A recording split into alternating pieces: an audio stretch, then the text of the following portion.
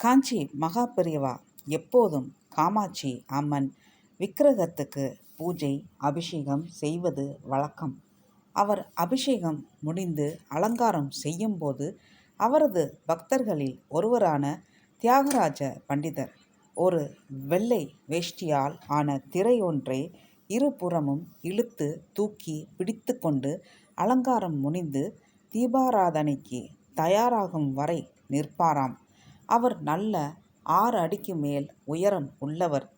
பெரியவா அலங்கார முடித்து மணி அடிக்கும் வரை திரையை பிடித்து கொண்டிருப்பாராம். இவ்வாறு ஒரு முறை அவர் திரையை பிடித்து கொண்டிருக்கும் போது வெகு நேரம் ஆகியும் பெரியவா மணி அடிக்கவில்லையாம்.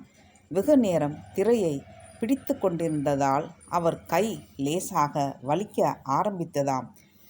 அந்த நொடி நேரத்தில் அவர் கை லேசாக தாள நொடி நேரத்தில் அவர் கண்ட காட்சி அவரை உறைய வைத்ததாம். பெரியவா மடியில் ஒரு அழகான பெண் குழந்தை தலை நிறைய பூ வைத்து நெற்றி நிறைய பொட்டு வைத்து புத்தாடை அணிந்து அமர்ந்திருந்தாளாம். அலங்காரம் செய்து கொண்டிருந்த அம்பாள் சிலையை காணவில்லையாம். அதே நொடியில் பெரியவா கையில் ஜலத்தை எடுத்து பின்னோக்கி வீச பண்டிதர் முகத்தில் ஜலம் தெறிக்க அவர் விழித்து கொண்டு மீண்டும் திரையை தூக்கி பிடிக்க எல்லாம் நொடிகளில் நடந்தது. பண்டிதருக்கு ஒன்றும் புரியவில்லை. நான் கண்ட காட்சி என்ன? பெரியவா மடியில் இருந்த பெண் குழந்தை யார்? அம்பாள் விக்கிரகம் எங்கே மறைந்தது? அப்படியானால் நான் பார்த்தது, தரிசனம் கண்டது அம்பாளையா, ஸ்ரீ காமாட்சி அம்மனியா? ஒரு புறம் அடங்காத மகிழ்ச்சி, மறுபுறம் மனக்குழப்பம். அதே நேரம் மணி ஒலிக்க திரையை விளக்கினார் பண்டிதர். அங்கே அம்பாளின் சிலைக்கு தீபம் காட்டி கொண்டிருந்தார் மகா பெரியவா.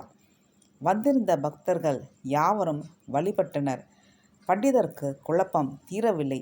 எப்படியாவது இன்று இரவு பெரியவாளிடம் கேட்டு குழப்பத்தை தீர்க்க வேண்டும் என்று முடிவு செய்து அன்று இரவு பெரியவா இளைப்பாறும் முன் சென்று பக்தி பணியோடு தன் குழப்பத்தை தெரிவித்தார்.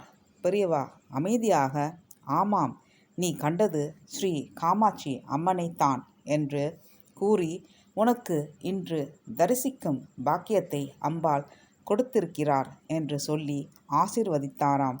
மேலும் இதை வெளியே சொல்ல வேண்டாம் என்றும் சொல்லியிருக்கிறார். இதை கேட்ட பண்டிதர் பூரித்து போனாராம்.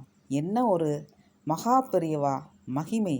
என்ன பாக்கியம் பண்டிதருக்கு! ஹரஹர சங்கர ஜெய ஜெயசங்கர, ஹரஹர சங்கர ஜெய ஜெயசங்கர, ஹரஹர சங்கர ஜெய ஜெயசங்கர.